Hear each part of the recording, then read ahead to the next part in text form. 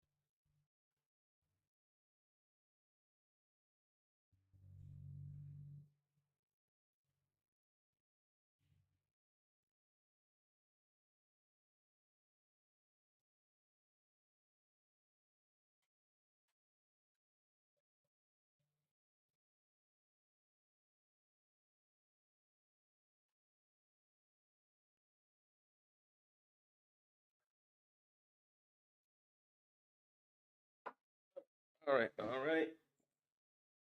Who's been waiting for me? Who's not? Let's see. So today, hello, thanks for joining. Today I'm doing a breakdown of episode 2 of oh, I am not in the camera right. Come on. Right here.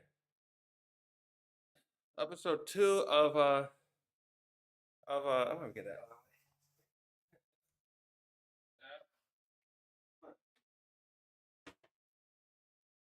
Very distracting.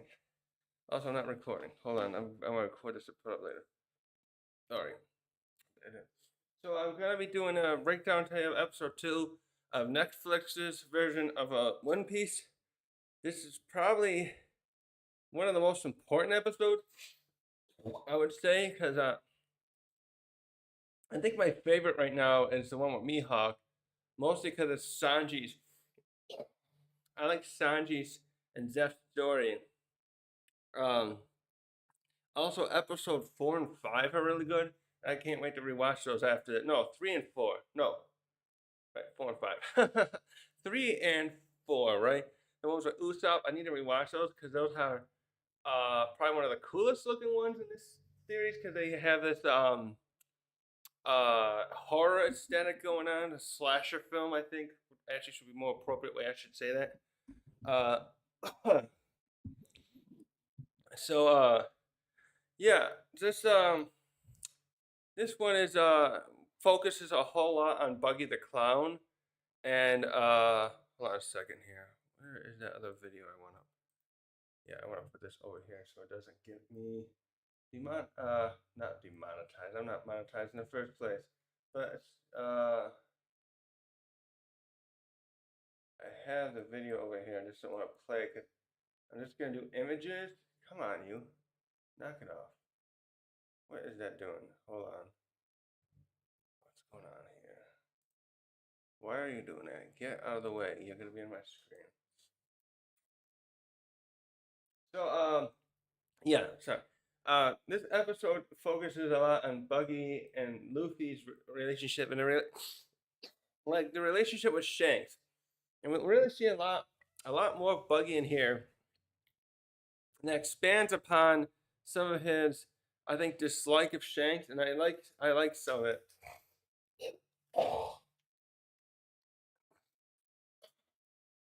I like the part especially. I'll get to it later. Where he really like he's got this chip on his shoulder and compared himself to Shanks. Uh, so this starts out though in a flashback and continuing Luffy's flashback some days after he's gained the the gum gum fruits powers, and he's practicing with it in what's her name's bar? Is that Kyla?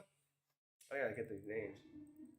No, off audio. Just like this. Yeah. Yeah, down. Okay. I think that no, that's not Kyla. What's her name in this one? The barkeeper. In wait, is this Fuchsia Village too or Windmill Village? What's this one called again? Let me check here quickly. Uh so they're in this bar, they're in her bar still. Let's see, don't they say it's Windmill Village? Okay, I thought that was Future Village.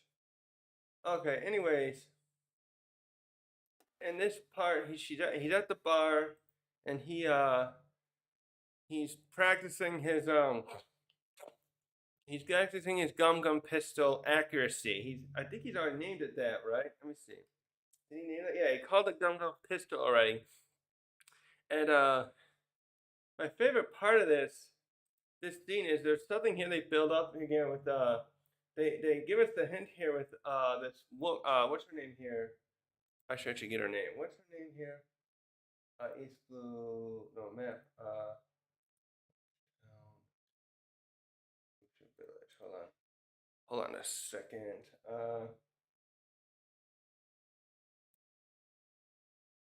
Makino. Okay.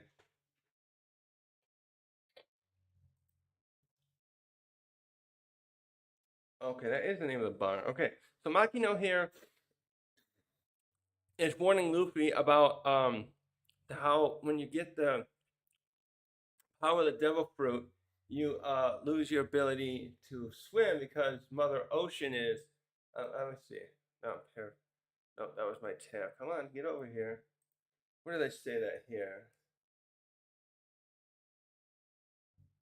It's the deal you make when you make one. Okay. So this kind of hints here at something about, I think, the way she says this. What I like about this is she hints at Mother Ocean turning her back on a human or another, if a fisherman do it too, being able to swim, taking away his strength. I found that very interesting because it's like, okay, does that mean Mother Ocean, the way she's saying it, or at least the way that people think of it in this, in the One Piece world, or how she understands, how she's been taught, Makino, kind of here, what's her name again? Makino. She's implying like that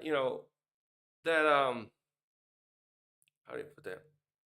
The Mother Ocean looks upon us as her children, and she probably sees the devil fruit as a scourge to the earth, to her creation, to the earth, to humans and the fishmen, etc. And she doesn't like devil fruits for some reason. Probably the story, I bet it's going to be something like the devil fruits were made by an entity that who's the opposite, the antithesis to Mother Ocean, and like spread them all over the world, so to speak. And now people have those, and Mother Ocean's pissed that people are just taking it and eating it. I think actually, the more I think about that, that sounds like what Oda's kind of doing there is having the he sounds Oda likes to take a lot of stories influences and put them into the story in here. One Piece, like Usopp's the boy who cried wolf. Robin's kind of like Cinderella. I wonder here if Oda was going for like Adam and Eve, with them having eating the fruit of knowledge. Damn. And by doing that, by doing that, God he didn't curse them. How did he do it? He sent them away from Eden, and they formerly had walked around with no clothes on, and they had no shame for that. And as soon as they ate it, they started covering themselves with leaves and whatnot because they didn't have clothes yet. And it's yeah, it feels like there's a symbolism here too that Oda could be going with that. That's very interesting. So he warns her. She's warning him about that. But all Luffy cares at this point is about. It's just a tickle. Luffy just cares about how much it makes him like worth more, and he talks about how he's going to use it to be the greatest pirate ever, which is kind of starting to come true. So that's really cool. How it's funny because with Kaido, especially in the episode I just did too, Kaido Kaido was pointing out how it doesn't matter if you have a devil fruit power, like Luffy's, or I guess you could say Logia's. Actually, kind of ironic because he's got devil fruit power, but his it's almost like he's making an exception. Oh shoot, hold on. Of course.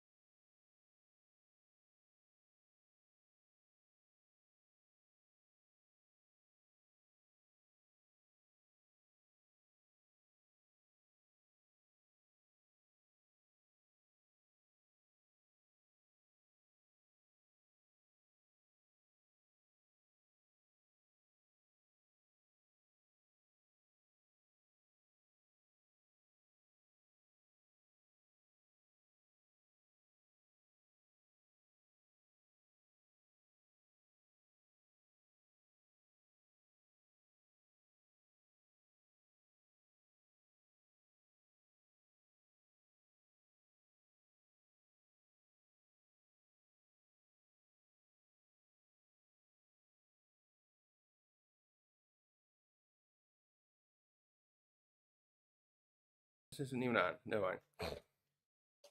Oh, repeat that. Kaido.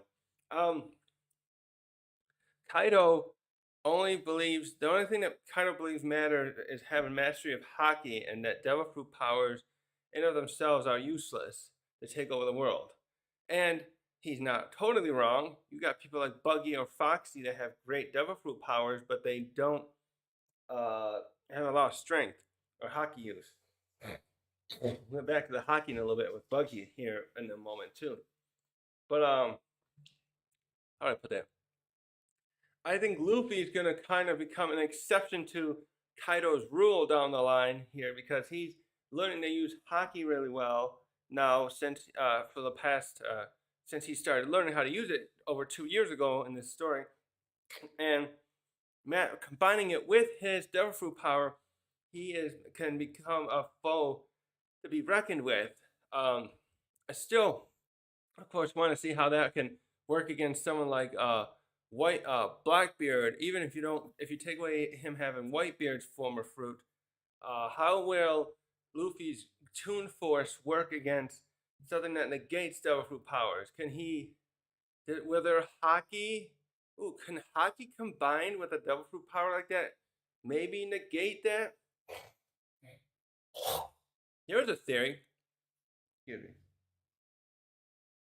What if you can mix your Haki into, because Haki in itself is like an innate force, energy of yourself, that like an armament and observation and conquers are ways of utilizing it outwards, but Haki is your own. It's like your Haki is also like a magic or something like that, or Ki in Dragon Ball. What if he can infuse his Haki energy and part it what his devil fruit does, and if his Haki's stronger, he can still call, in the case of fighting Blackbeard, make his Toon Force overpower the darkness fruit power. God damn. Which is supposed to negate any devil fruit powers.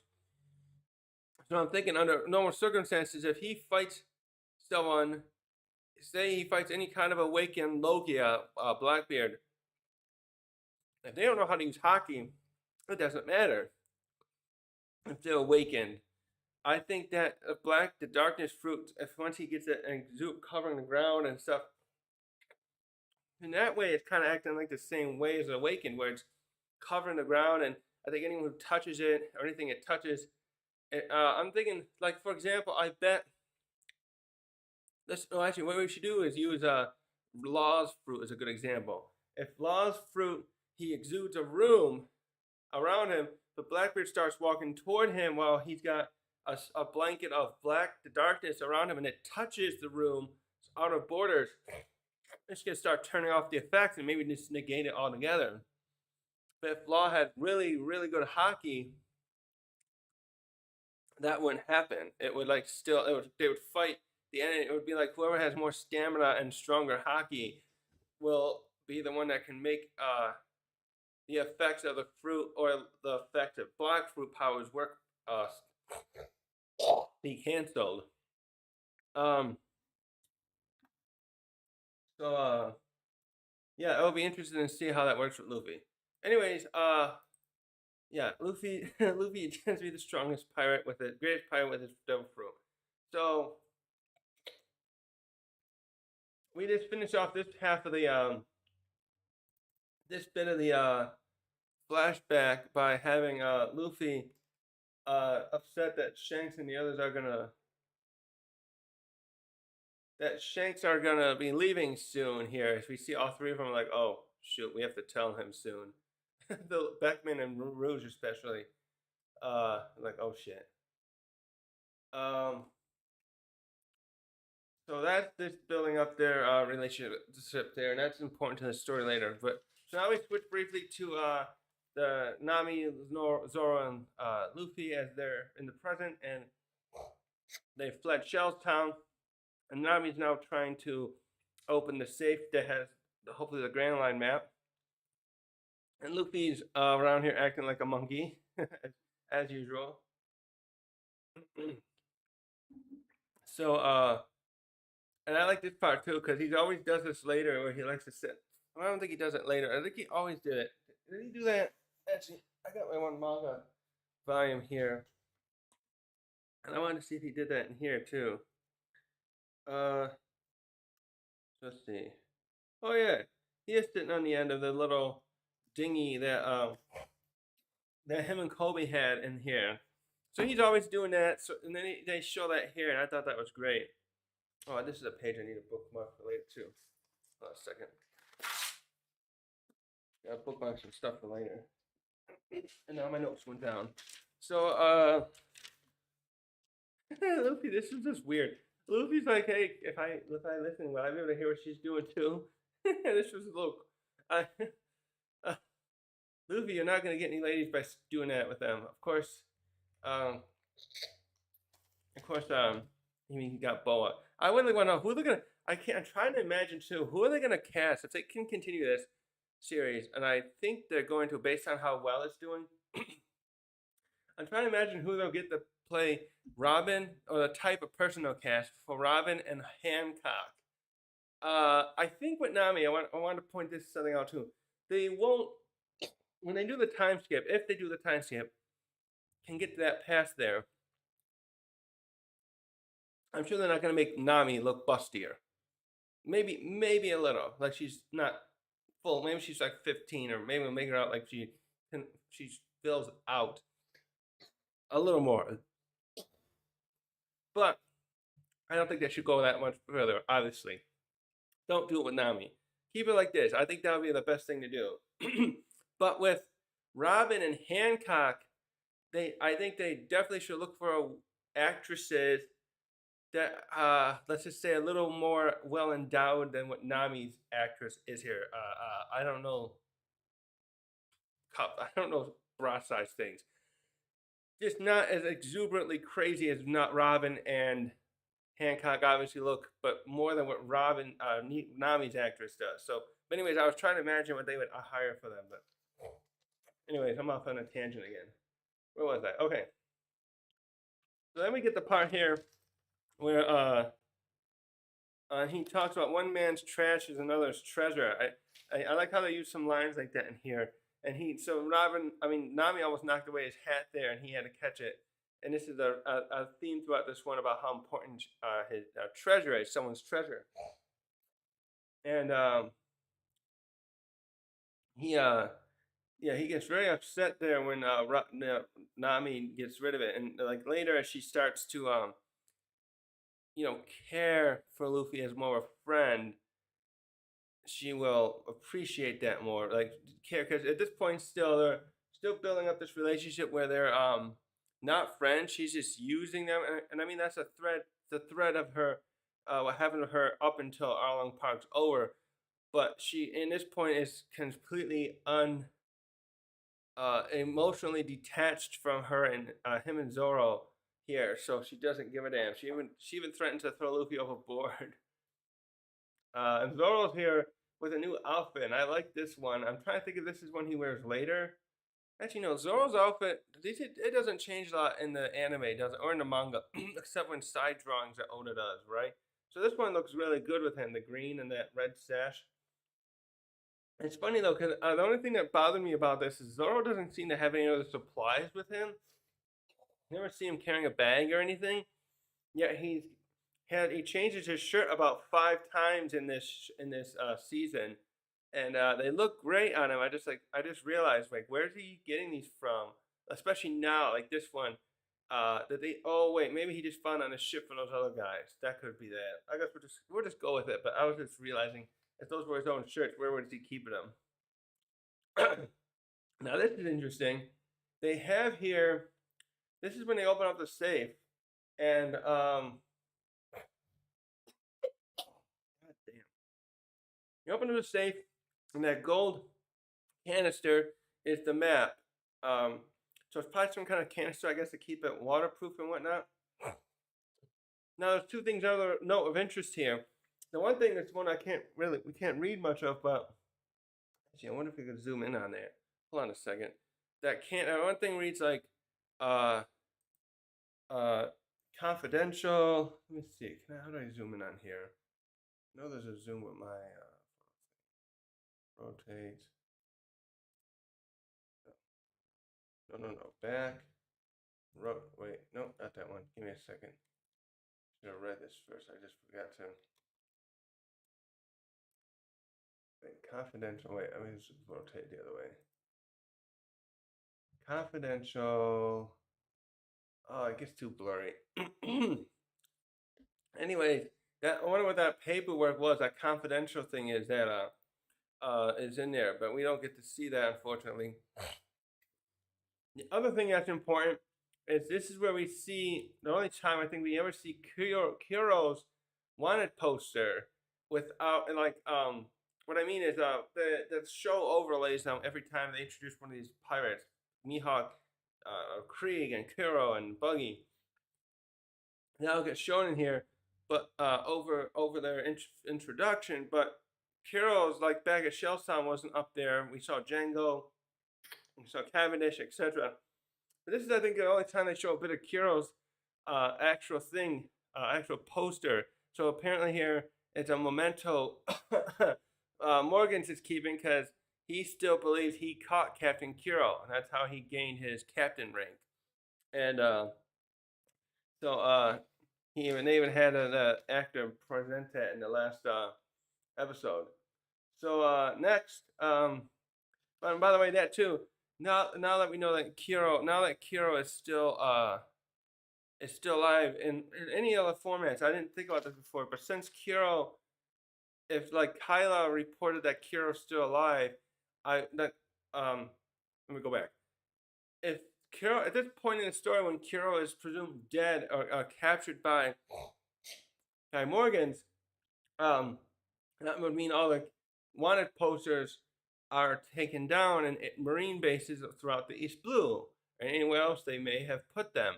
But if Kyla and her staff or whoever, the others that report that he is still alive, I wonder if we'll ever see like his wanted posters placed up again anywhere. If they must have done that then if Kuro's still around. So, anyways. So at this point, we get a great view of the East Blue. Actually, I wanted to compare this briefly because there's a map of it on. They have a map that I think Oda drew here, and it's part of this looks the same, but I think Oda drew. It looks like they drew it from a different angle here. And also, I need to check. Am I wrong? Is this part of the Grand Line that they're showing? Wouldn't that be the end of the Grand Line? Because when they enter the Grand Line, I think they end up over here, right? To the left side. I'm imagining this is the end of the Grand Line where Luffy really wants to go is right there, right below them in the East Blue, right? I'm really curious about that, and I want to look that up later. So I was just thinking if Luffy and them had a better boat where they could traverse the Calm Belt, they probably would have been able to just cross over right here and got to the end of it. But I mean, maybe they would have ended up near Wano or something. Not that they could do much at this point, but that would have been interesting. Wait, come on. I don't want to do that no more. Go. Just flip to the next picture. Hold on a second. God damn this thing. Come on. There. So yeah, briefly here too. I like how Nami draws out the the map. She shows the map of the. I guess there wasn't many books in. I wonder if there are any books in Windmill Village or Fuchsia Village where Luffy was, and he just didn't read them. Like that would have had maps that he could have studied a little bit. I understand if he wouldn't want to know as much as like Nami does. Burn out that. Snuff out that throat thing. I understand that Luffy doesn't need to know as much as Nami does, but he just had no idea what the Grand Line was. It's just so silly. But Nami explains it to him here about what it's all about. And it's very interesting again how that looks. So north is there. I want someone to make a 3D version of that. globe so we can figure that out. Very interesting. All right, next. So next the Straw Hats get captured here, and this was a scene that was plaguing some other people. I didn't think about that myself at first. But like attacking and others point out like this looked like what Moria does later when he captures the Straw Hat ship. But this what happens here is Buggy's ship tracks them down. I don't know if he just got lucky, and oh maybe because what's his name? Kabina. What's his name? Uh, can't think of his name. He was at Shellstown and then left, and they caught they got the map, and probably saw what direction they were going, even though I didn't really show that. So what happens here is the Buggy ship hones in on them, and they use this artillery that's got gas in it, sleeping gas, and then they capture, knock them out. And Luffy, right before that, he swallows the map in order to keep it from getting captured. They initially thought the Marines are the ones doing it, but it shows here he's leaving as he's falling asleep. The Buggy's Jolly Roger. And here's the so each of these episodes too have these great little titles that do different pirates. I think the first one is the only one that does Luffy's, and the other ones like this are like Buggies, obviously. And one I think next will be Usopp's, and maybe they do Kuro's after that. So I just really like how they put that effort into making these unique ones for each episode. Now when they get the Straw Hats here, and they are in a crate, and initially they don't know where they are, and then they find out they're at this circus place, and I just like this scenes here too, where we get to see there's the guy in what's his name on a unicycle. He does a real good job on that unicycle, by the way. Damn, I can never do that. And then you got the crowd cheering, and you got other performers coming around, like this guy blowing the fire, and the ones coming down from the ceiling I just showed you, the tightrope. Then we see what's his name? And I thought he was the second mate, but this guy's actually the first mate. What's his name? Moji or something like that? Yeah,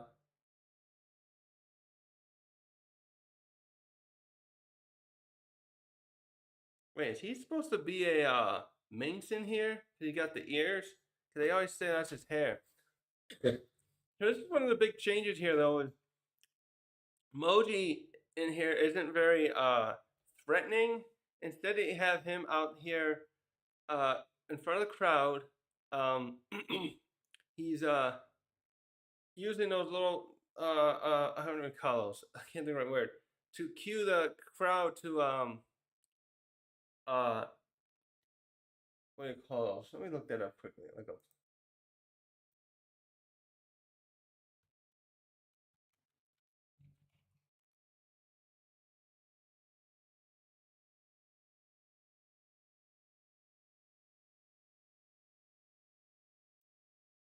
What are you doing? I think I'm looking up something medical.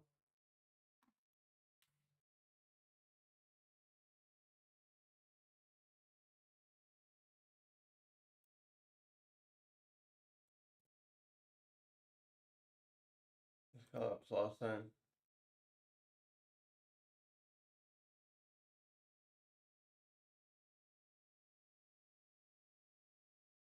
Is this a plus sign? I thought they had a different name.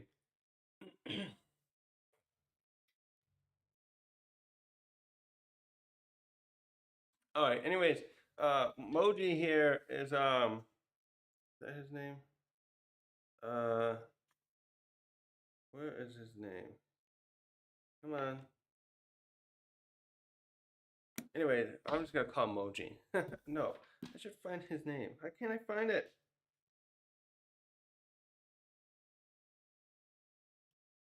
Wait a minute. Where are the rough sketches?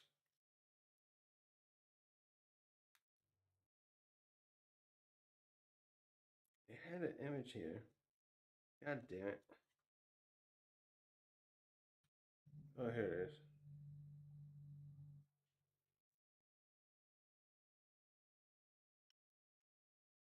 No?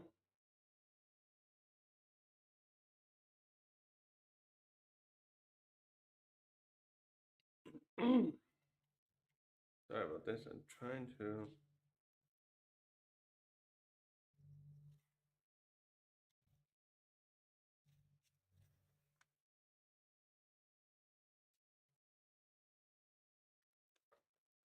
I had the names here. Where'd they put them?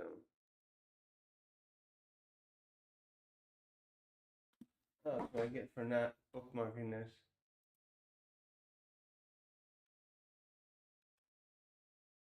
Also, I gotta turn the air conditioning on. Just a moment.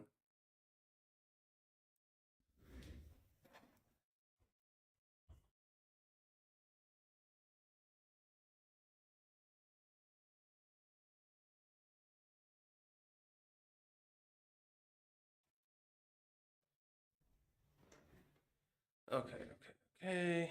Wait. So, Buggy Pirates. Come on. Hibachi and Moji? Oh, it is like Moji. So Moji here, they have him at a less threatening for uh appearance here, and it actually shows ears there. I just realized because I don't think they showed his ears in here. Wait a minute, he didn't have ears. Where is he? Oh wait, no, his ears are there. So it's not. He says he is wearing the fake ears in the manga. I thought that maybe he could have been a minx. Of course, he does a human face. So I guess it don't work. No, none of the. I don't think any of the minks have a human face. They're just anthropomorphic. If I'm saying that right. So Moji's here, and he's running, holding applause and laugh type signs throughout the whole series. He doesn't pose much of a threat to, or any threat, I should say, to the Straw Hats in this version.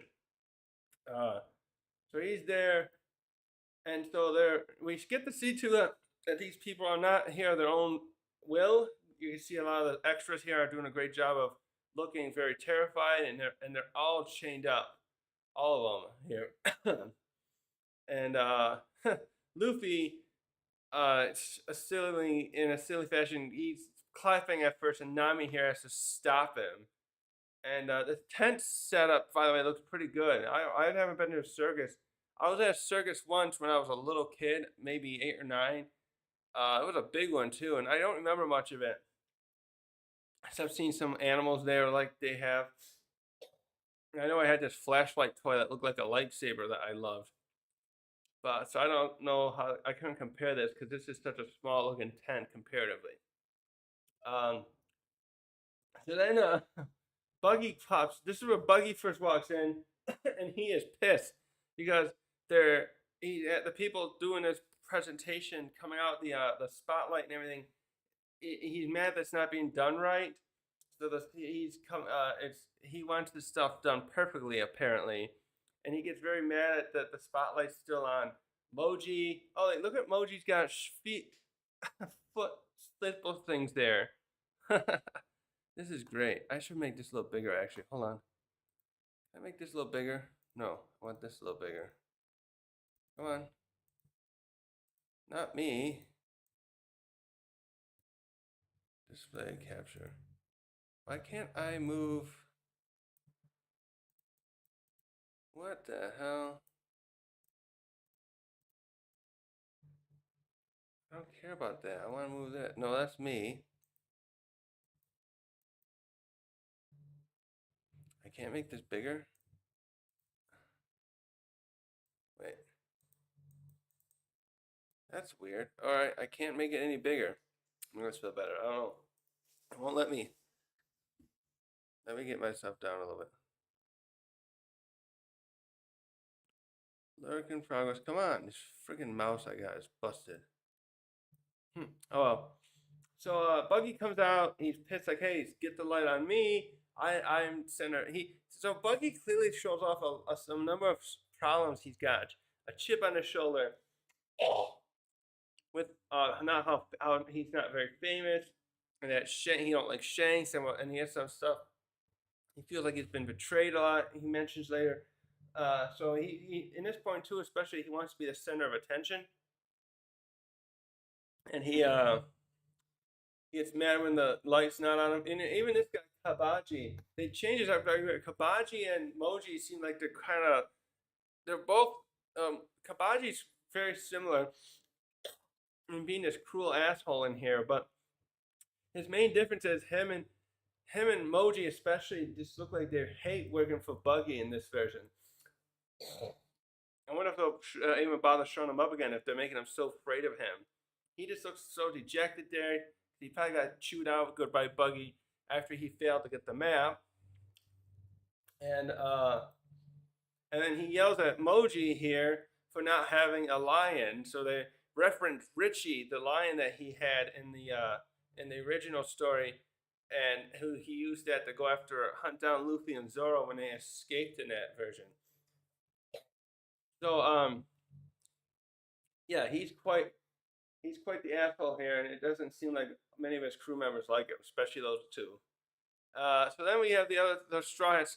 Luffy starts up the conversation because he recognizes Buggy's poster, but this really pisses off Luffy too. I mean, Buggy here too, because he brings up these different nicknames he has, like the Genius Gesture and the Flashy something.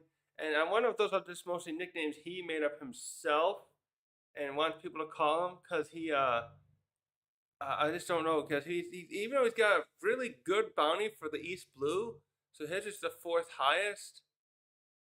I should say, but good, because I only know if we only have five bounties, but the jump from Alvida to the rest that the rest have after Alvida is quite good. We never saw anyone with a 10 million bounty or maybe an 8 million bounty. No, the bandit had an 8 million bounty, excuse me, but he was a bandit. I'm thinking about pirates as I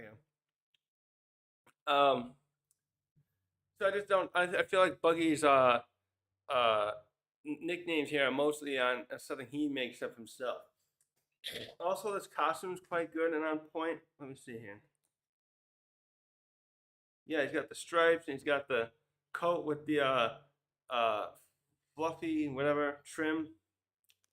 The only main difference I see here is he's wearing some kind of boots and not those clown shoes. So we get to the first big other chip. No, this is the second, I should say, of Buggy's anger at life, I should call it. By the way, if you're hearing this noise outside, there's people doing yard work nearby me, so I don't know how much that could be captured. I closed the windows. So Buggy's nose, they make it look like a real nose here, and I think that's what they're going for. Like he had this weird round deformed nose from birth, and so he's just lived with it, and he just paints it red. The way I think they're going with it to have it where he's how do I say that? So that he's laughed at less, because it would look odder if he didn't paint it. So Luffy like, oh, I think everyone must know you, and Buggy immediately jumps to thinking Luffy is this kid's making fun of me, and it grabs him here, and these other people here start arming up because they're like, oh, he's pissed off Captain. We'll have to probably beat him up. And I just realized they got a clown behind them there too, with a pointy nose. Yeah, and this makeup job, by the way, looks great, and so does his hat there. It looks like it's some kind of felt looking stuff. And but the hair on the top, I guess, is supposed to be. I thought maybe it was supposed to be his real hair. They're implying it was, but later the hat's off, and it's just the hair on his head is still there. The hair under the bandana. Sorry. So it looks great overall. But then Luffy, Luffy and like, no, I wasn't making fun of you. And he tried to touch the nose, Buggy's nose, but Buggy smacks him there. And so where does that go next? Hold on. So the next thing that happens here is wait, does that happen first?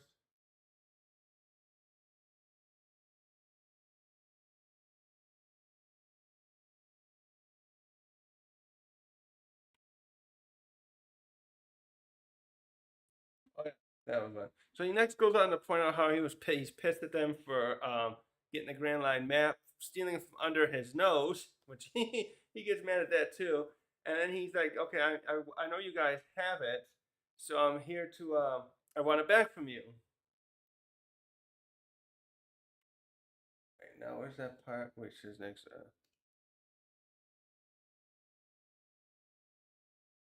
Oh yeah, so he calls them all nobodies, and so Luffy's like, no, I'm not a nobody. But he doesn't realize how he technically is because he's not well known yet, and he brings out how he's going to be king of the pirates, which makes Buggy get quite the laugh, I could say. And he talks about no, I'm compared to you're nobody compared to me because he starts talking about how he's got all these people that work for him. He's got his wanted posters are his wanted he has wanted posters of himself. All the Marines have them all over the place. And then he goes on to talk about here briefly how with this group and once I have that map, I'll be able to become the king. And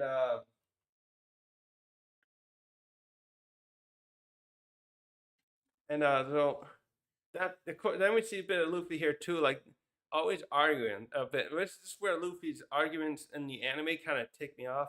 When people keep other people who want the One Piece say, "Oh, I'm gonna get the One Piece."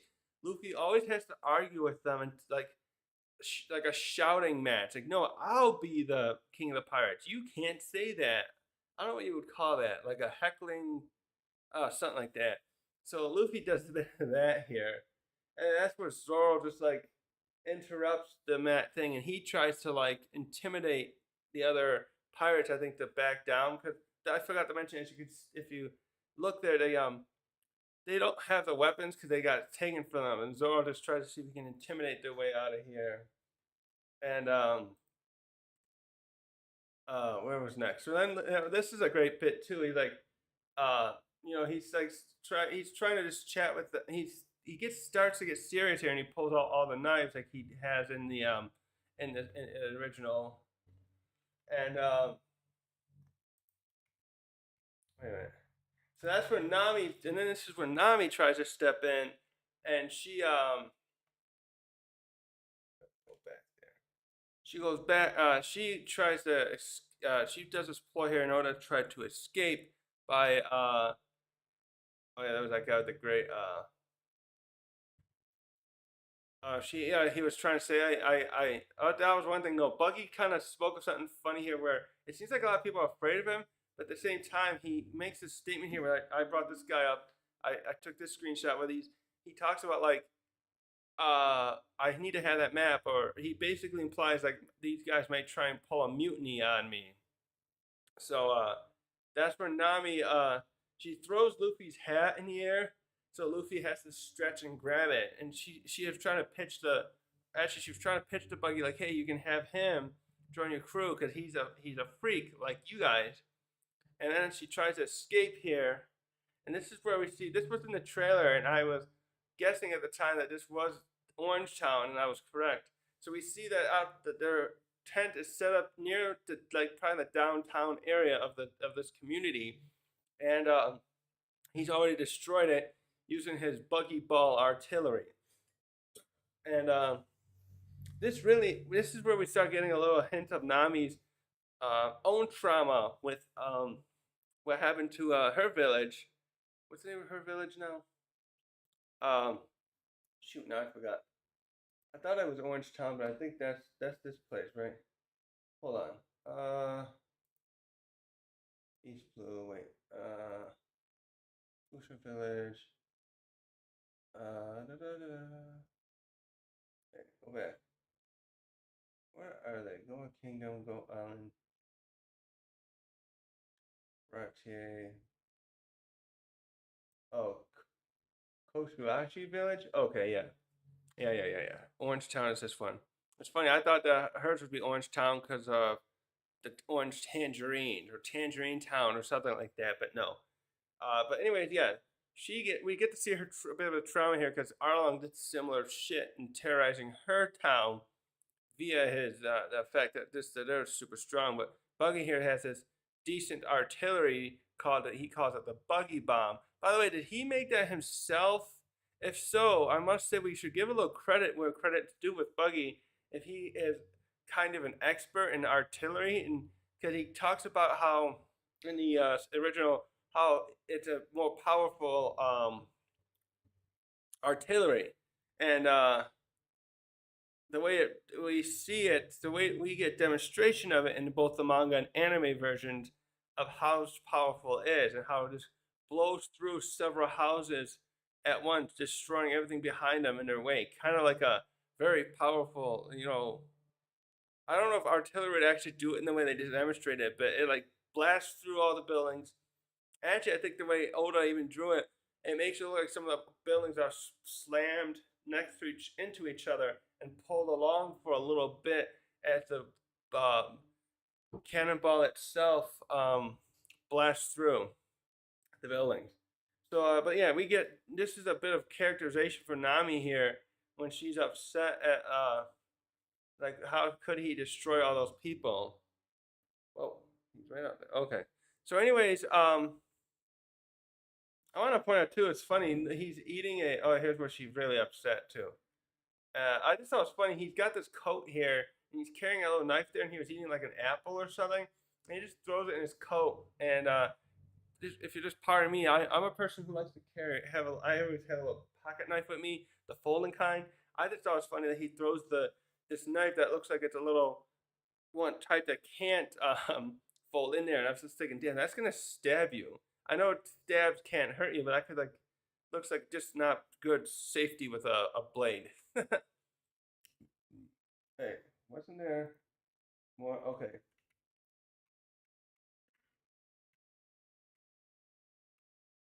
I didn't take any screenshots of this, but just to finish off here, yeah, he realizes that Buggy finishes off this bit where he's like that scene where because he when they were in the crate, Luffy told Nami and Zoro, I got the maps hidden somewhere safe, and he has his crew take Nami and Zoro away, and he stays out there with Luffy, and he's planning on torturing Luffy now to make him give up the location of the map.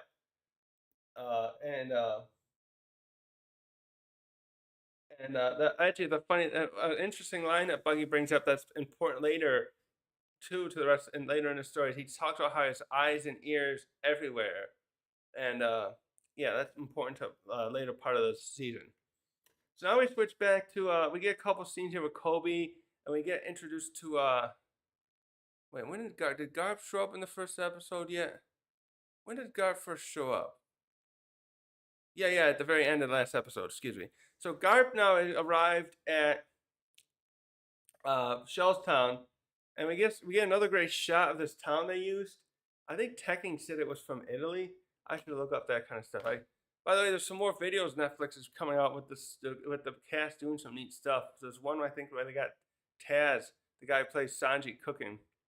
Anyways, yeah, they did a good job again. I wonder if this was part of the shot was like an actual fortress or something in the town that they just modified. Because I know like these cylinder parts are stuff from what the marine base looks like in this story, but so they somehow did some post effects CGI whatnot to make it look like it's there. But I'm just wondering if there's any bases with this walls down here.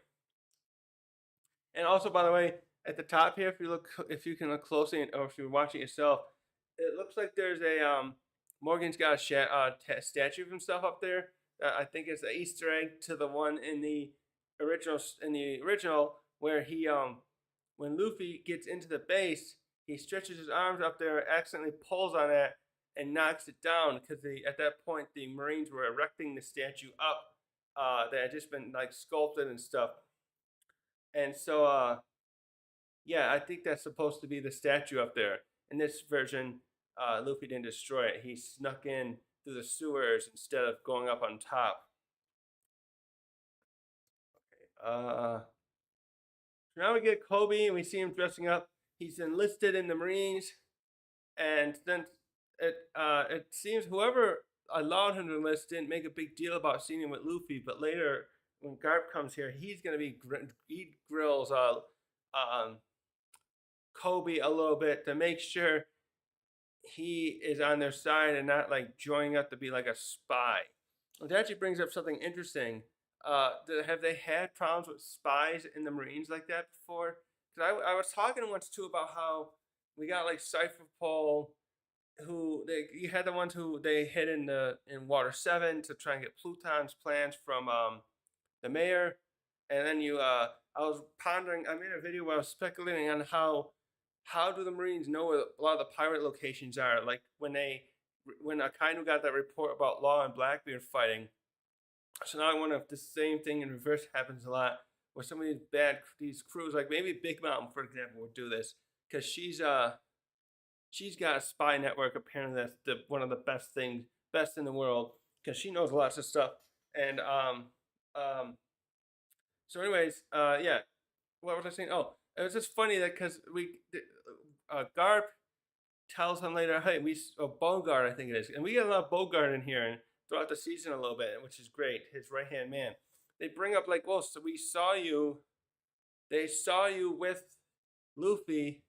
Oh, that's how they do it. Some of the people must report it, but I'm surprised the officer who allowed Kobe to enlist didn't grill him more about this, because Luffy and him were in that bar together when Zoro and Nami and everyone were there.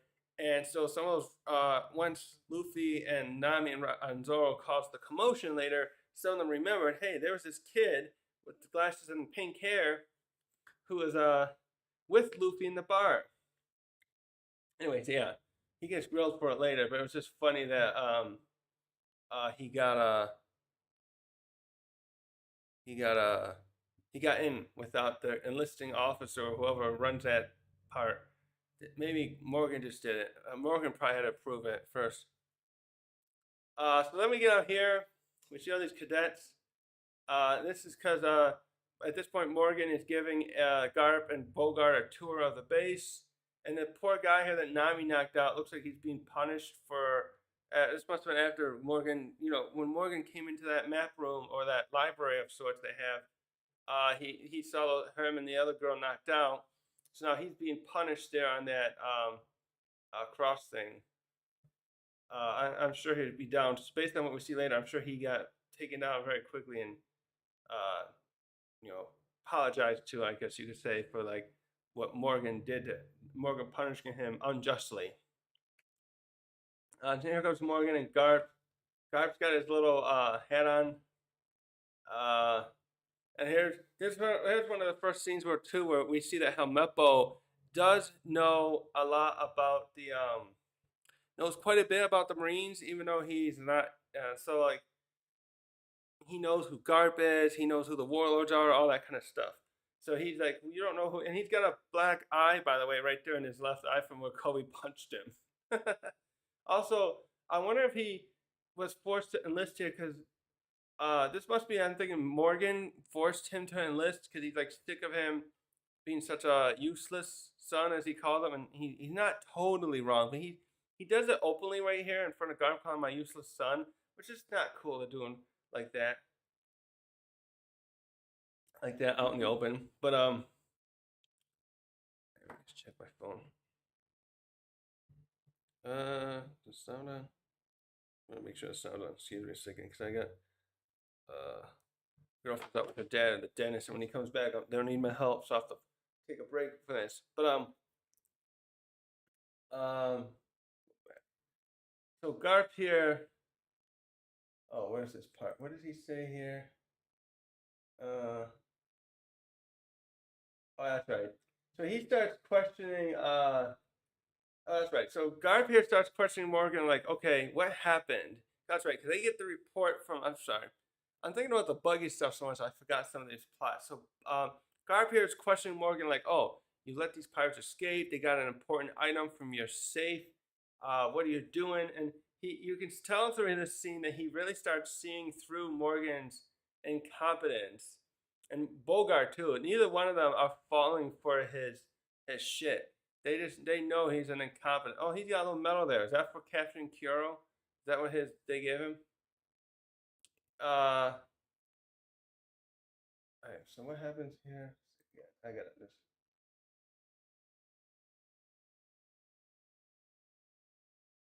Oh, okay. So then, wait, what happened here?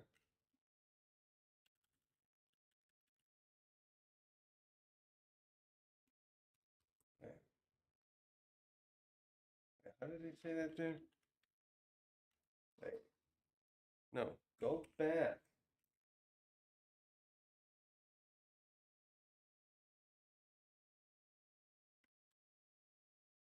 Oh, okay, yeah. So Hamepo must have reported here. So this part switches where Morgan reports how Hamepo almost caught him, and that's where he calls him useless. Like, oh, my useless son failed again. And then he brings up Kobe because Kobe must have just dragged him back, carried him back, and to the base afterward. And they talked, and then he just told his story about how the pirate. He probably lied and said the pirates knocked him out, and then I saved him as they were escaping. And this is where Garp sees Kobe for the first time in here. Right here, he was like inspecting some other cadets, looking around, looking at the new. And it's funny too. I bet Garp's done this a million times by now, and I'm just wondering, like, he's probably worried. They don't show that part, but I'm thinking, how much of this is he probably worried about? Like, how many of these cadets will make it through and have a long career in the Marines? Just back up. Yeah, now here him and Garp meets Kobe for the first time, and what did he say to him here again? Let me pull this up.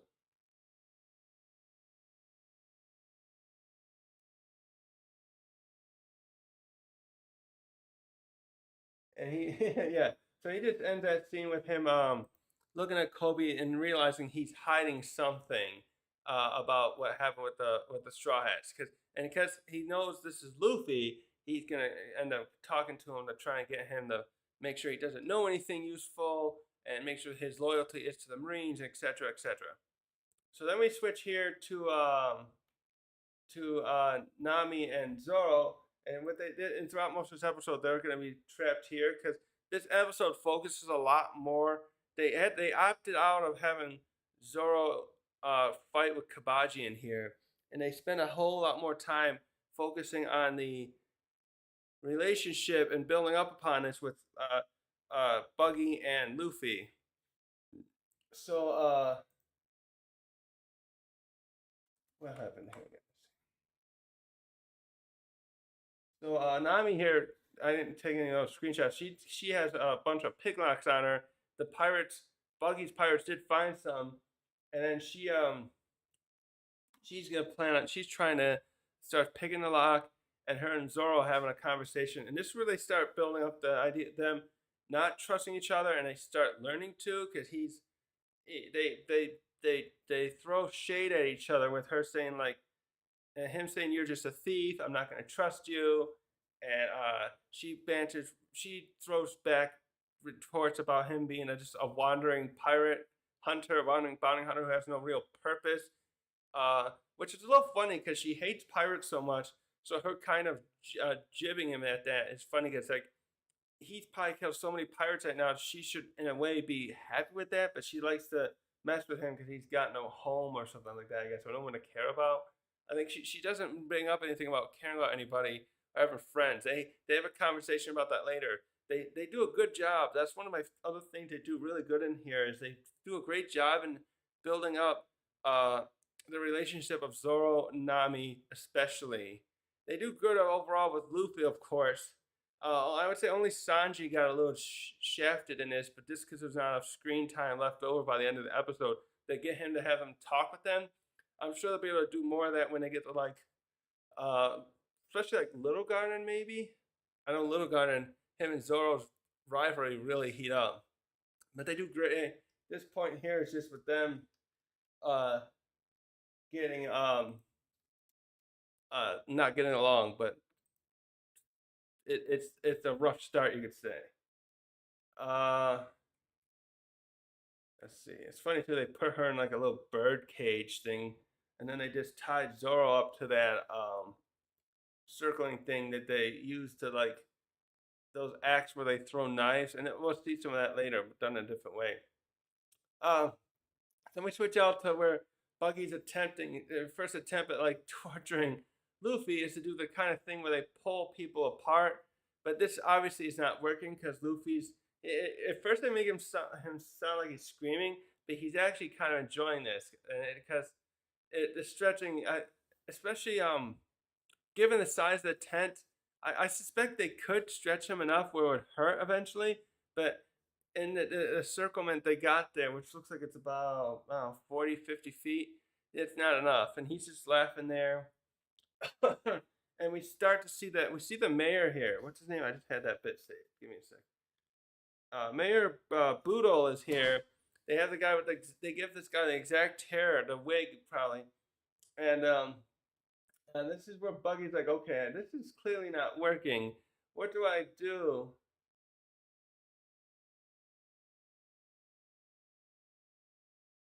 Yeah.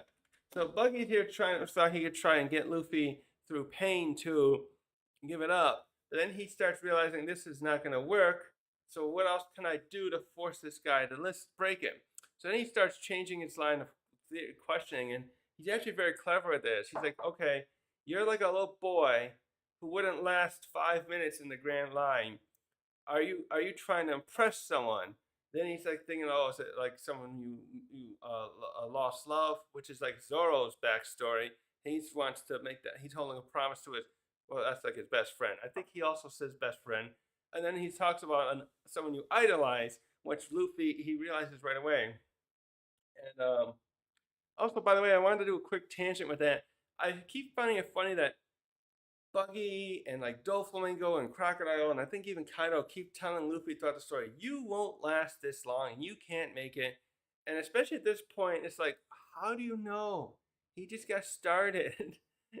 Especially now, I was like thinking, you guys are really overestimating the next generation. Just because Kaido, you and Doflamingo, and even Buggy, you guys have all this experience. You've been around the block a few times, so to speak, of that metaphor. You're really gonna underestimate a rookie?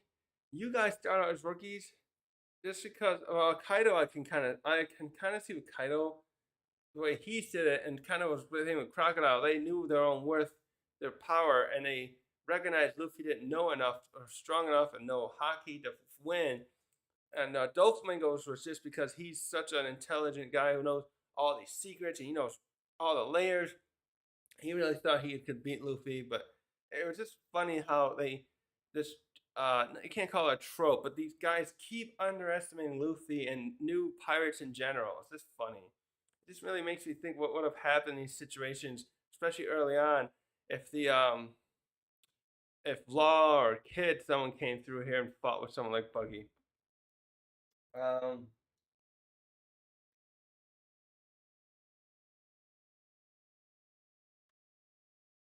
okay, so yeah, this scene here, this is where we reveal there's a cat, but this is where he reveals he knows Shanks, and he hates Shanks because he thinks that and I don't get why he meant this because he I mean, maybe because he wanted him to join his crew. He goes on this tangent about how but Shanks took away his spotlight and is jealous of him becoming too great. So he's got this chip on his shoulder here with Shanks that he reveals here about how much he can't stand him, which yeah, that's just the part where there's that guy. They got the hair just right with this mayor. What's his name? Boodle. Boodle. Yeah. So so what Luffy since Buggy can't get him to realize he can't break him here, then he decides to pull this kid out of the crowd to and put him on this rack thing, and Luffy then escapes from it and tries his Gum Gum pistol, and this is where we first get to see at that point, we're like a third of the way through the episode, and we finally get to see Buggy's uh uh power because Luffy just punches his head square off here, and it lands on this lady's lap, and he's got the kit still in his hands, and his head's off, and even Luffy's like, "What the hell? That never happened." And so he's on the lady's lap, and he just pops back, and he shows off his fruit here. And I like the line he uses. He does that Humpty Dumpty thing. He's like, "Oh, you can take me apart." I'm paraphrasing now, and I'll just put myself back together again. Obviously, Haki could emulate that, but the fact that he probably knows by now that Luffy can't use Haki because he would have probably done it. But it's a little funny that it's a little funny because the way I don't know what it is really, because Oda didn't use Haki at the time. He was really overconfident with this, especially in the original, because like with the map and my buggy balls and my fruit ability, the knowledge, so knowledge and my power and his artillery, I can take over the Grand Line. Which just reminds me a lot of like again of like especially reminds me of Crocodile. Crocodile's plan was like on a larger scale there. His Devil Fruit power, he wanted to get Pluton, and he had experience and knowledge of the Grand Line because he explored it. So he was like him and Buggy are like very similar in that way, where they thought they among those three things he can win. So, anyways, he shows off his power here, and because he doesn't want Luffy to fight Luffy here, he does he shows off in this version especially that he's quite clever, and he knocks out Luffy again using the little gas bomb here type thing. So then we switch to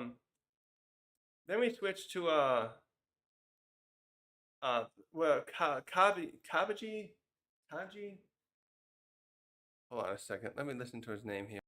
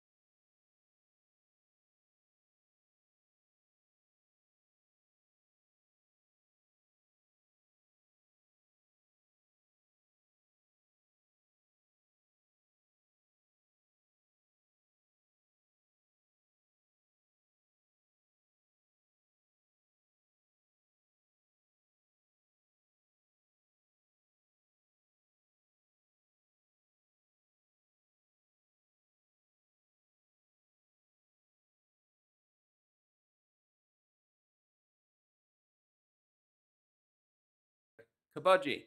Kabaji? He is Kabaji. I'm gonna say Kabaji. I think it's supposed to be like that. Close enough, actor. So he comes in here, and what we get happening here is Kabaji gets a backstory here where him and Zoro know each other. Uh, so he is this deep hate for Zoro because he had a brother, and the two of them were pursued by Zoro years ago in the Goa Kingdom, and he eventually captured Kabaji's brother, killed him by decapitation, and then turned his head, turned that in for a bounty. And so Kabaji here starts toying around with Zoro here by spinning that thing and using the throwing knives. I think his actor actually is throwing some of these. He looks pretty good doing this. And Zoro, meanwhile, is trying to keep him distracted though too, because Nami's still trying to work the key on the lock. So was there anything else with that I wanted to add? Yeah. By the way, I think the costume looks really good again. They did a great job with this one, especially the guy's hair. Everything about this looks great. And I think he's actually riding that unicycle, so it looked really good. Also, so now we switch back to Garp, and the next scene we get with Garp and uh, Bogart and Kobe. And a nice little detail here is this is the door of Captain Morgan's room that he cut into when Nami and Luffy are in it, and they sort of get repaired with just some plates over it right now, metal plates or something. That was a nice little detail.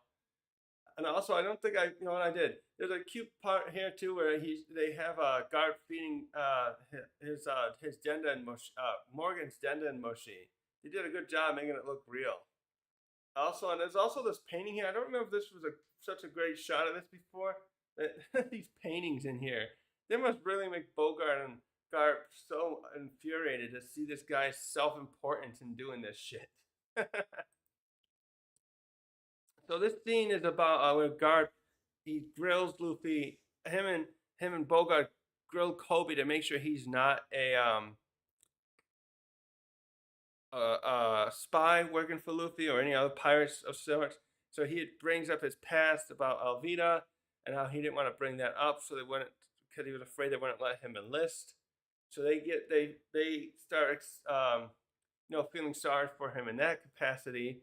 But then they're just making sure he wasn't like working for Luffy. So and then Garp start. This is where Garp gives one of many lessons that he wants to impart upon Kobe about telling the truth, no matter what, basically. So I feel like that's something that you have to be careful how you do that, because sometimes the truth can make others get in trouble or something. It's just I think there's gray areas with that kind of stuff, and they ended up pointing out, like, talking to each other about how they can tell that the real problem here is the space, that Morgan is a problem.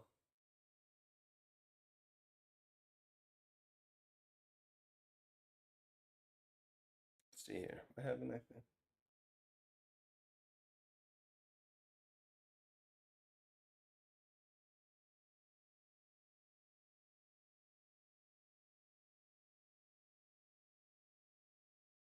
What did he say here about that?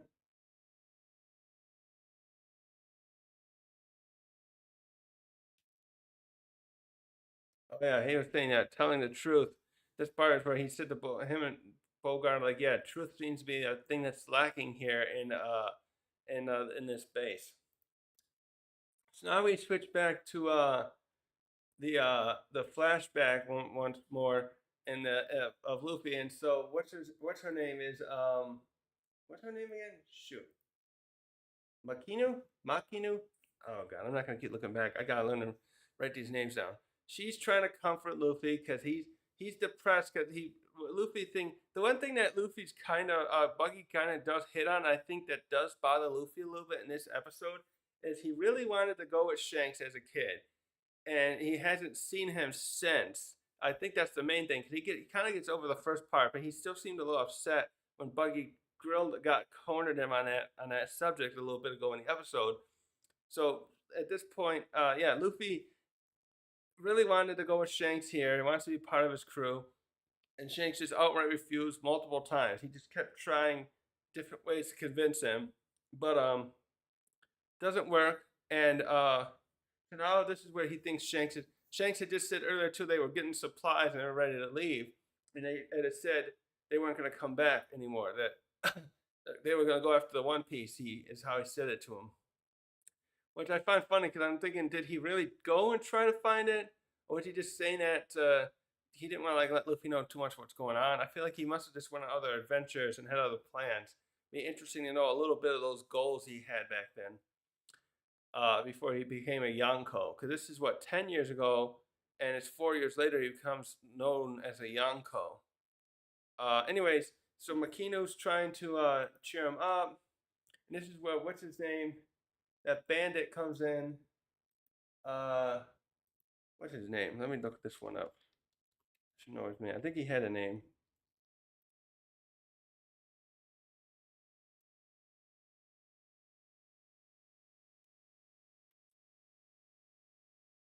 Haguma?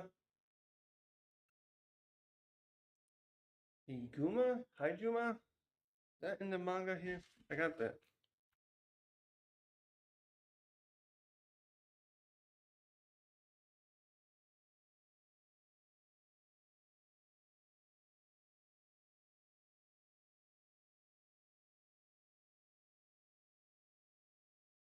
Hujuma the bear.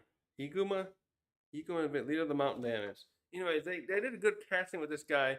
So he comes back after he came there earlier, tried to mess around with Shanks, and Shanks refused to fight him. Mostly because I think he just realized the difference in their strength, and he started just mopping up the mess this dude made. So now this guy comes back. By the way, his sword looks strangely too similar like Shanks. Like, come on, couldn't you make a different? Didn't he have a sword like that before? Wait, now I gotta look again. Oh, he did actually. Okay, never mind. That looks very close to Shanks's. I mean, Haguma's in here. Except he has on it looked like he had on his right hip in the manga. Huh. So he comes back, trying to being looking, kind of taunting I can't say her name. Wait a minute. God damn me.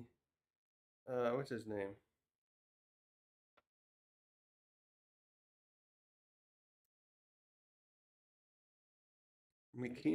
Makino. He starts taunting a Makino a little bit about being like a shit bar, but Luffy gets all upset with him in here, and I didn't make the screenshot of that, but he tries to tell this dude to get out because he's just sick of seeing him, and this guy's Higuma is about to kill Luffy before Shanks shows up again, and this scene is really good. It's one of the better, really good because we get to see a bit of in the original. When it happens, when this stare down happens, and it happened in the town, not near the bar, but good, it's good enough. In original, Ben Beckman takes out most of these bandits, and Lucky Roux killed one. We still get that though. So Shanks comes back to defend Luffy. It's like I don't know what this timing was either. He came back just in time. And by the way, too, he's wearing basically I noticed the same footwear Luffy does as an adult. It's funny they're having.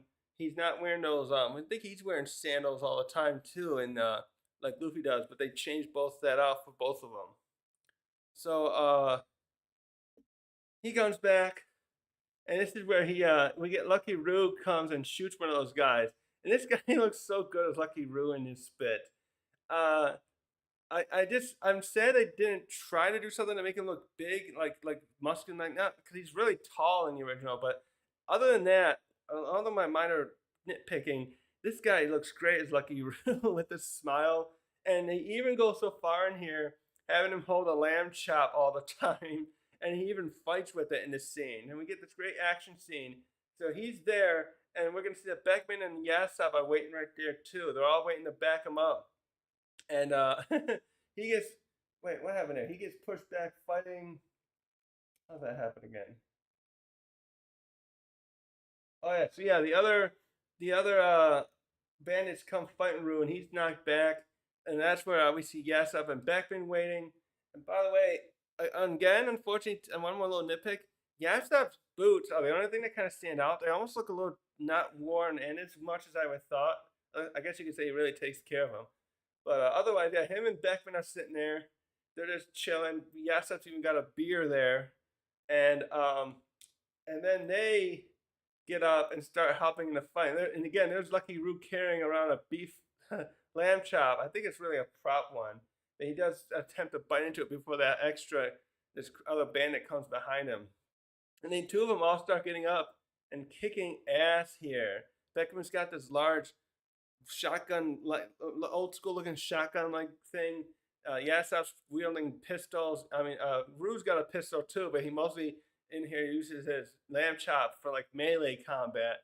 And at this point, we get a great scene too of how Yasopp's shooting skills are, as he's trying to get this guy here off of Lucky Roux's back, but you don't want to hit Lucky Roux because he's straight on. So he uses this pole right here and ricochets it, right? And it even have a little blood effect that was neat. And then Yasopp, he's wielding dual pistols like some kind of a. This reminds me of something too. What's that other one? Oh, maybe Trigun, or was it? It reminds me of another manga or anime I saw where another guy wields his guns like that to block swords. And Yasopp here is using that to block sword attacks while he's shooting people. And then there's also a great scene here where him and Beckman are working together and just shoot all these guys together. Well, Rue, and then we got Lucky Rue here coming again and bludgeoning people with his goddamn um uh lamb chop.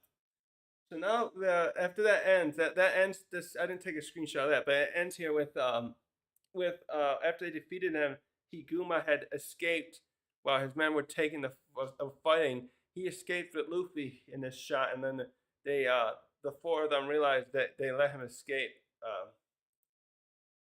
So now we switch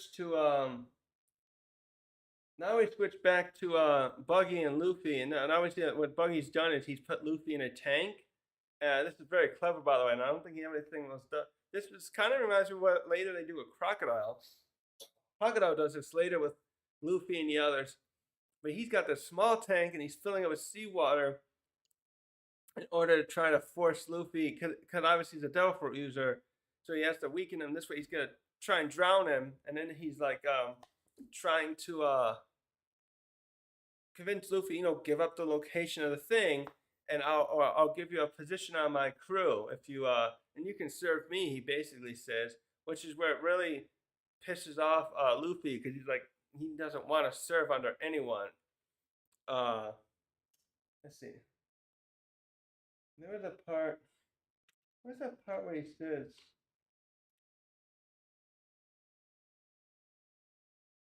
Oh yeah, he also tries to mess with him in this scene here.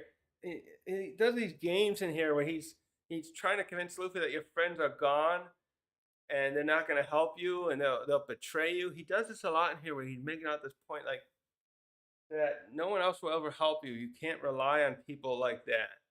Like he only relies on his crew. Basically, Bucky's trying to think you can't have friends if you have a crew. Oh, someone might be home. Hold on a minute.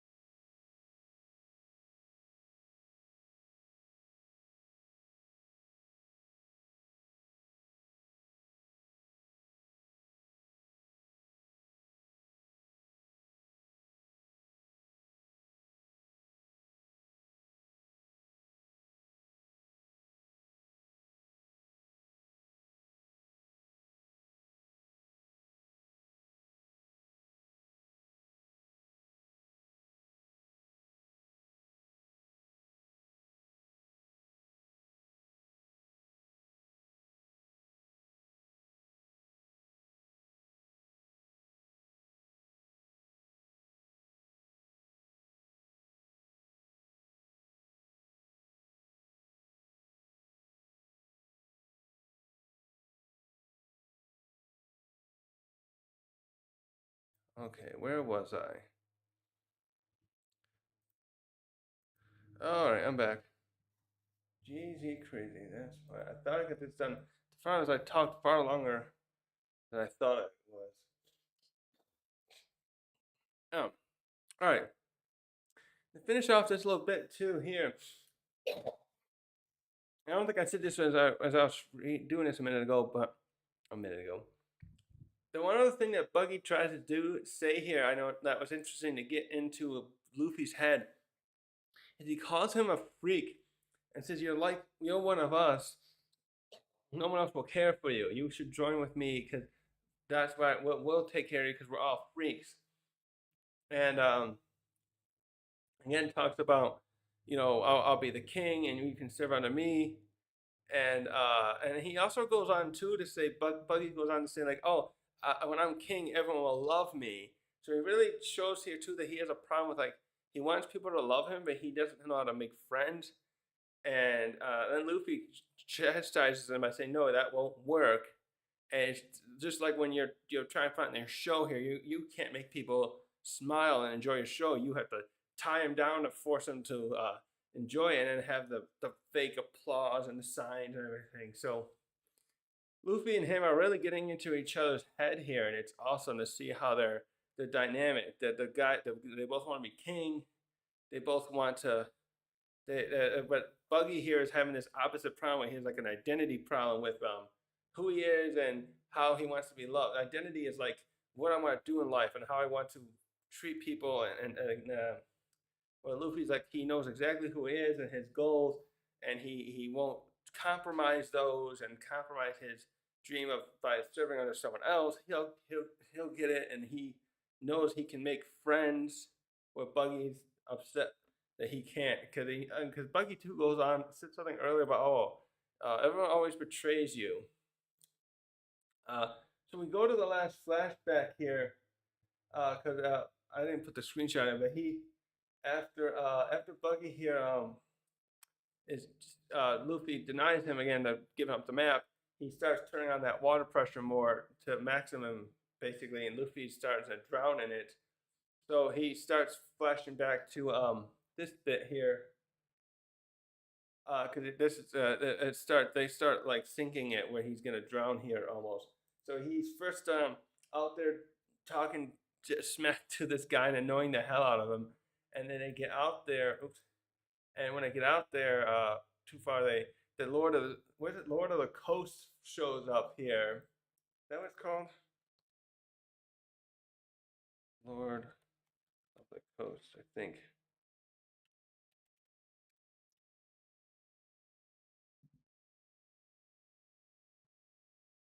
Yeah, Lord of the Coast shows up here, and the presentation for it is great. The CG right here shows him circling around, coming up out of the depths, and oh, you silly cat!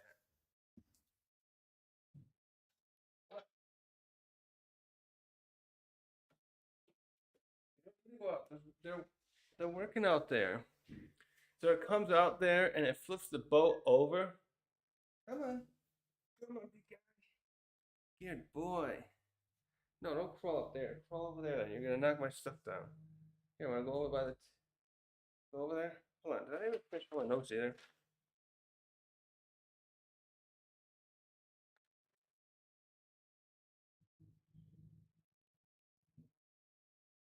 Oh yeah.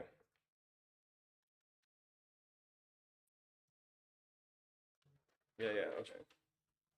Uh, so yeah, he knocks the boat over and pulls that guy down. I mean, it immediately eats Hijumu. So there's the end of him. And then we synchronize this with Luffy here drowning in the present, and he fell in the water now here, and he obviously can't swim anymore. So he's starting to just sink there. And there's a big scene here too where they scare us with the Lord of the Coast fin, no, spiked back, touching near Luffy's foot. Then Shanks comes. This is the big moment here. This is great. Or one of the big moments. So he came out in a little. Did he get another boat? Oh, he wants to flip the boat off. Shanks, I'm assuming, wants to swim out here. I forgot to check. Did he look wet? So he swam out here, and unfortunately, he didn't have his sword with him. I realized too. So he pulls Luffy in, is checking on him, and then the Lord of the Coast shows up, and they do a great job of making this thing look so intimidating. It's got all these rows of teeth. It's it's got the fins, scary eyes. You get to see its length, so it's easily a few hundred feet, I'm guessing, long. It's got a mouth big enough to easily swallow a person whole. And this is where it comes in and it bites. It comes out and once and bites. Just where it bites Shank's arm off. Then we don't actually see him swallow it there. And then the camera cleverly blocks his arm from being shown just yet for the dramatic purpose. And then this is where Shank we get the view of Conqueror's Haki. So he's staring the beast down. He's looking at it, and they show his eyes change here, and then they have the sound effect, and when he tells it like get lost, and the thing's eyes change as he does it, like, and it's like, oh shit, okay, and it just backs off. And it's just too bad he didn't do it quick enough, basically, in this version. The way they did it kind of made it look like Shanks could have, if you ask me. I think that's one little thing I thought they kind of like didn't make it look as imperative as it did in the original. So then he comes back down and kind of exhausted or in pain, I'm sure. And then this is where Luffy sees his arms ruined, and then they got the bloodiness and stuff like that, and we see his sacrifice to how much he cares for Luffy. So this was done great though. Overall, it's just very short, so it's not much more to add on it. But the Haki bit was my favorite, and I'm going to be watching it again. There was a cool sound effect. I can't remember how it went now, but I loved it. Also, I just realized too, other couple tangent, side tangent. They never show Luffy fight this thing later like they did in the manga. He knocks the thing out in like one punch later on. They never show it again in here. Right? Let me see here. Where did they show him fight that thing? Oh yeah, there it is. He goes and punches it with his jet pistol in the manga.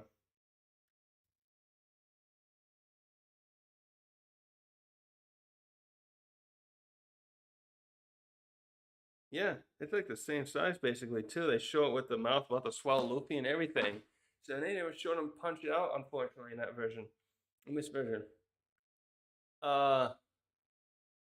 Let me switch back to Buggy here, obviously, and he's starting to fuck around with Shanks' hat, Luffy's hat. Let's see. And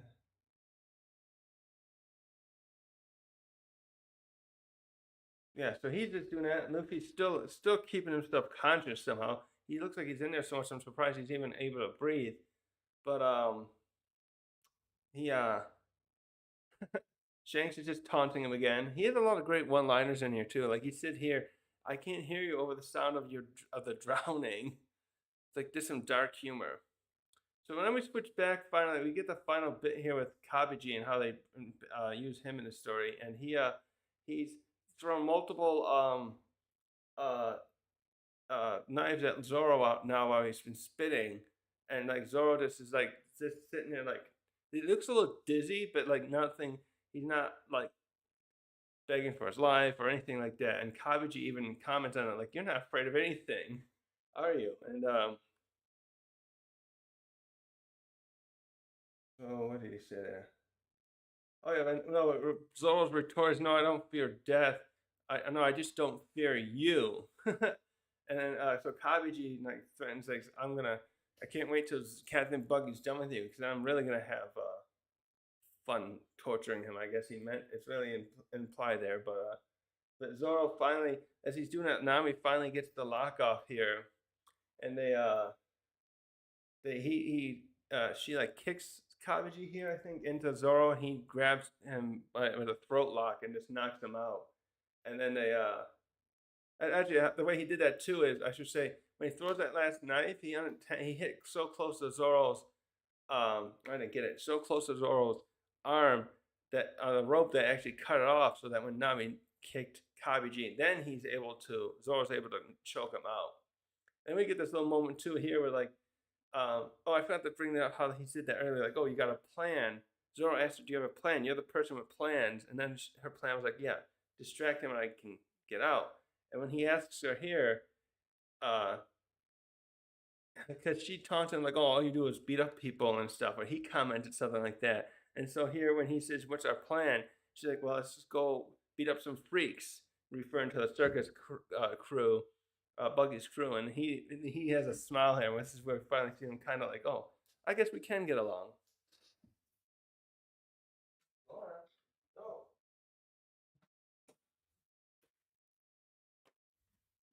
Uh, where's this bit here? Let's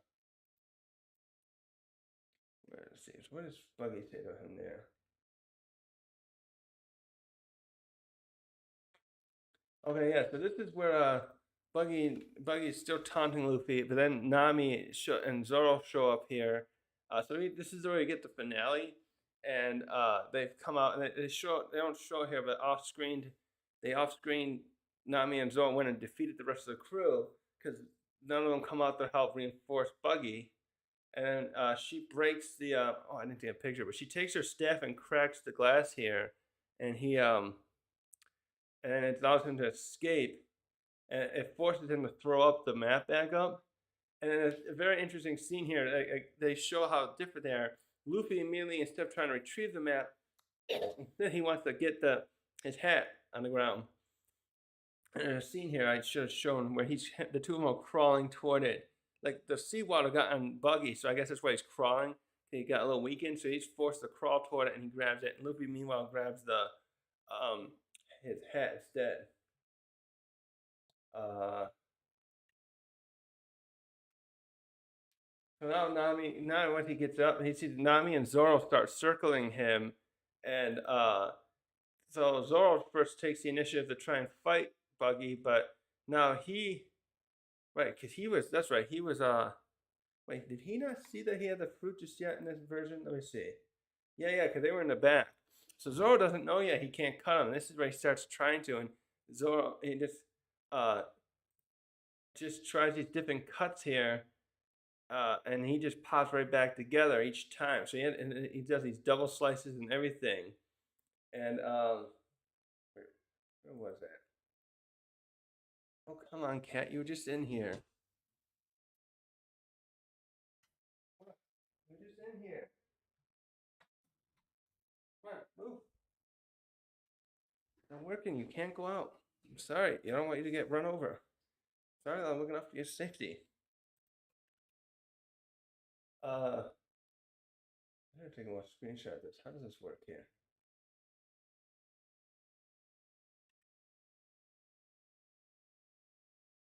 Wait, where is this?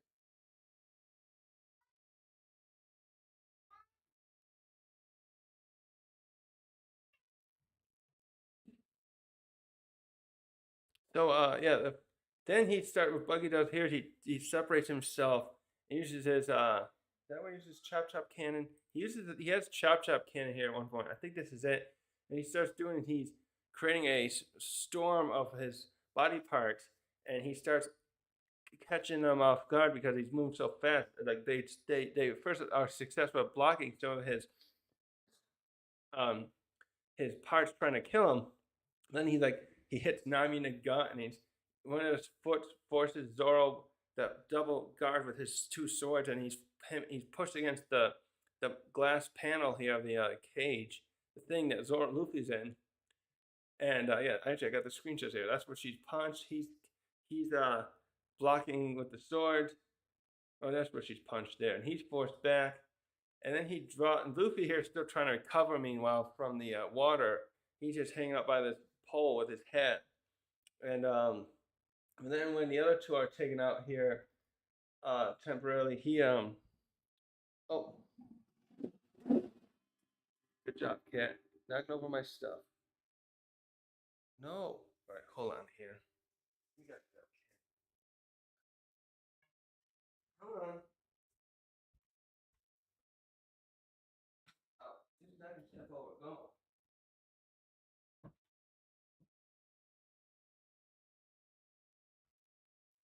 Jesus, I gotta check my guitar. Where was I?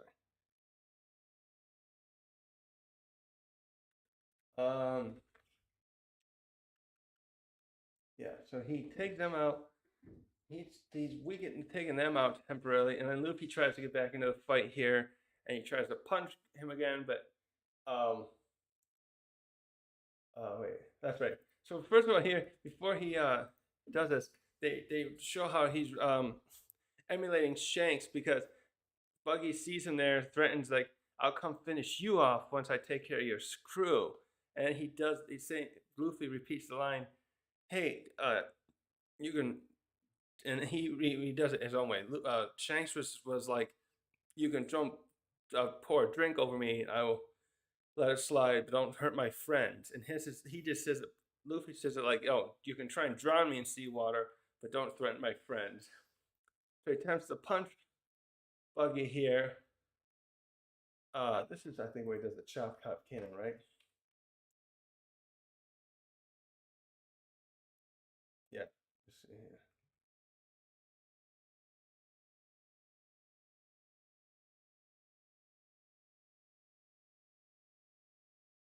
Mm.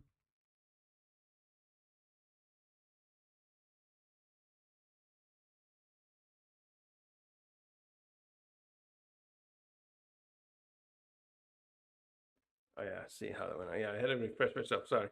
So this is where he does the chop chop cannon, and Luffy does a good job here initially of like blocking and jumping around and dodging himself. But when Shanks is able to how did he grab Shanks there? Come on. No, he had him right there, right? Let's see right before that. Oh yeah, he had him pinned down here. He pins him down right there, but he's not able to get a punch in, and that's when he so Buggy gets one of these his arms and knocks Luffy aside and takes the knife and shoots his head, and he almost gets Luffy right here. He's trying to choke him to death. I'm surprised too because Buggy didn't seem that strong, but he's got Luffy pinned down good here, and this is where Luffy gets the idea. They improvise here the different version of what happened in the original where in that version Nami ties up Buggy's parts so that they can get rid of him. In this case, he's looking at Luffy sees all these crates and calls out the Nami, and she catches on. Oops. And they start her and Zoro start knocking parts into these crates and locking them up, so he has nothing left to fight with, and he ends up looking like this bit that they had in the manga or the original, where he's got nothing left because the other parts are locked up. And then this is where Luffy pulls out his bazooka attack, and it knocks Buggy away. And then we get this nice sentimental moment here. So yeah, this fight I should slow down. The fight there was good. We it was a lot shorter. Instead we got Nami and Zoro fighting round one, then Zufi trying, and then them working together again as a team to beat a single opponent. Really nice how they keep doing it in this. So and we get this nice moment here where he gives her the map, and he's like he's showing that he accepts her as a navigator on his crew, even though she hasn't agreed. By just saying, "Oh, you could keep it because you're the navigator." And then Zoro's about to leave, but Luffy's like, "No, we gotta do the right thing and help these people." So they all start unchaining them all, and then the mayor gets. We get this good point line here where the mayor's like, "Oh, are you our new? Are you our new uh, uh, overlord?" Or I forget the way he called it. What did he say in here? How does he call it?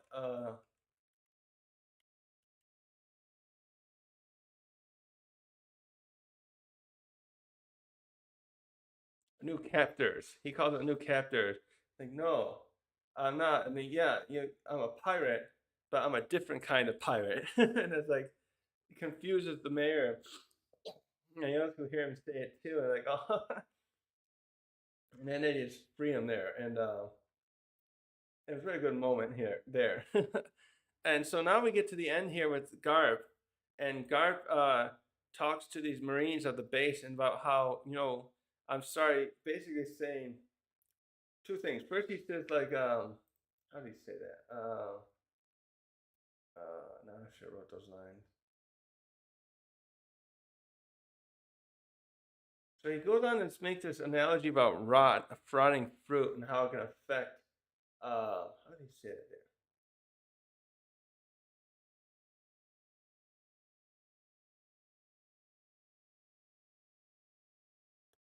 Uh,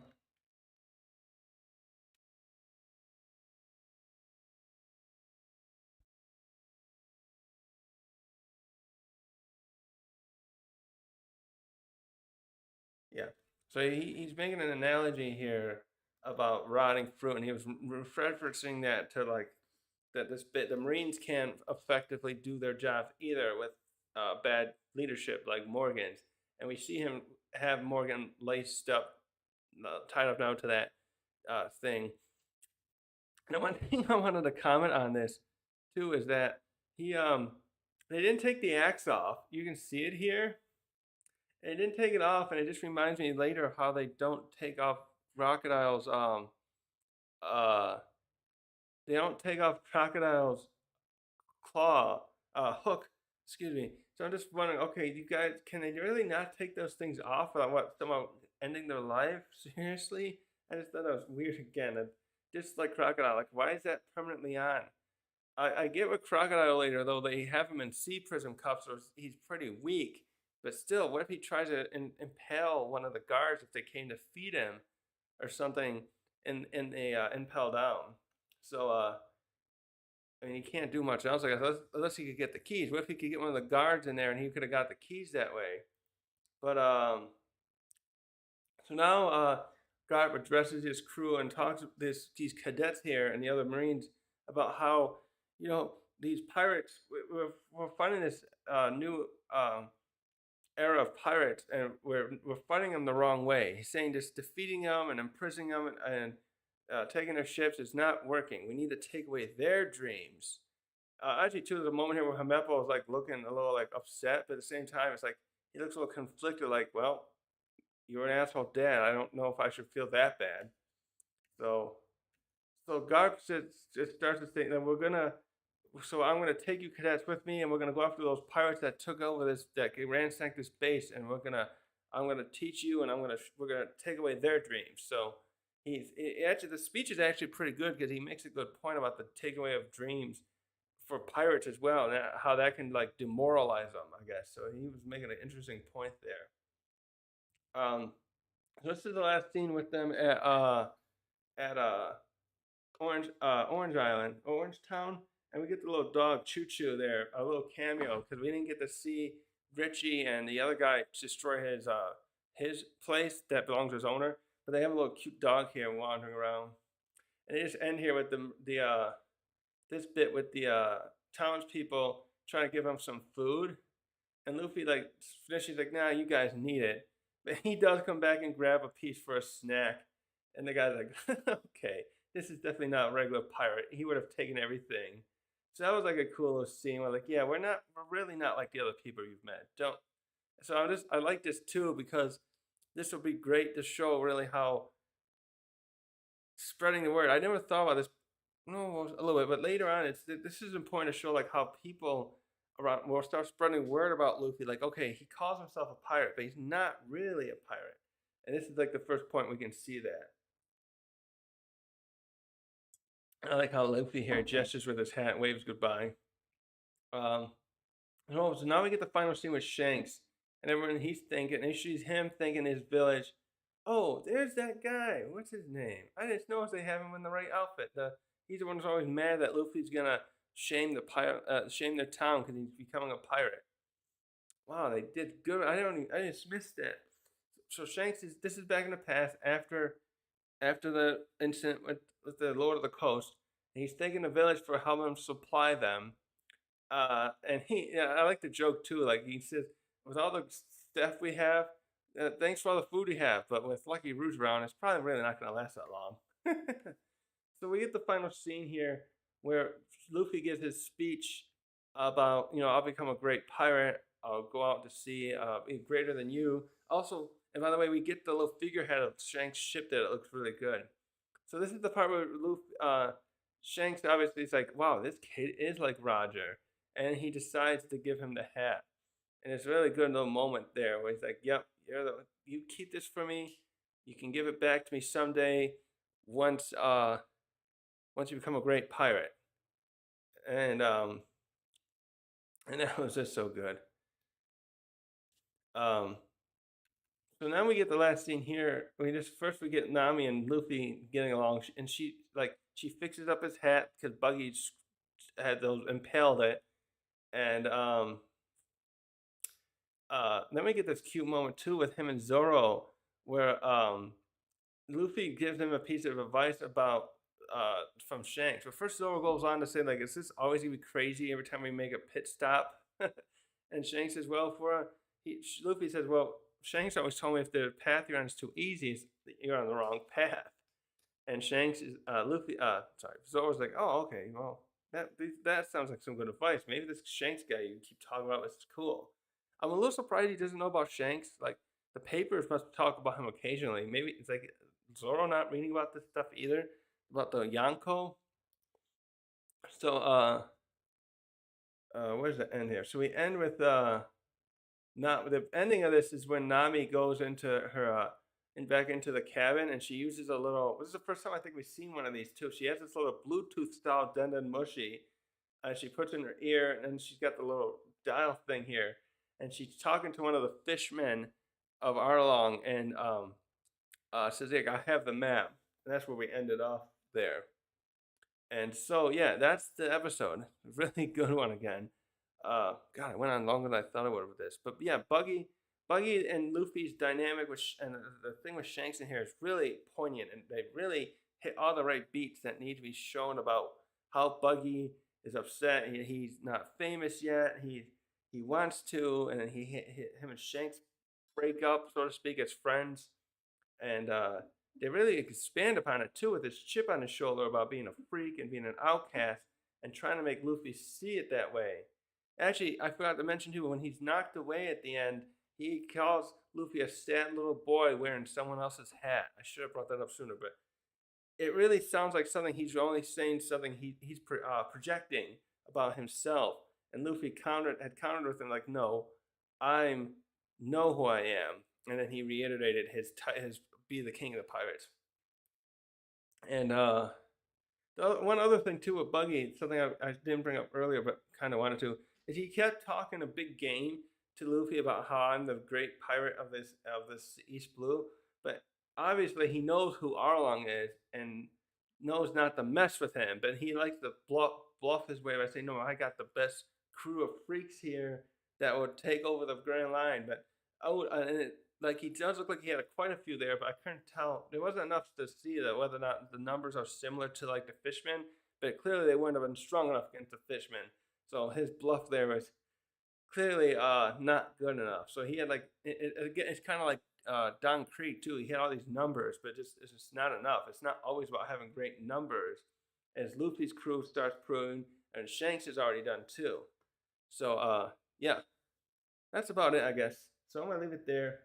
This was probably, like I said, one of the best episodes, and now I can get back into the Kuro arc, which is one of the coolest one, like the with the slasher theme it has, which I'm not a fan of normally. I don't like bloody slasher films in general, but Kuro's thing is so cool. So I'll do that in a couple days. I gotta get the screenshots and things lined up and rewatch it. So I'm gonna end this video here. Thanks.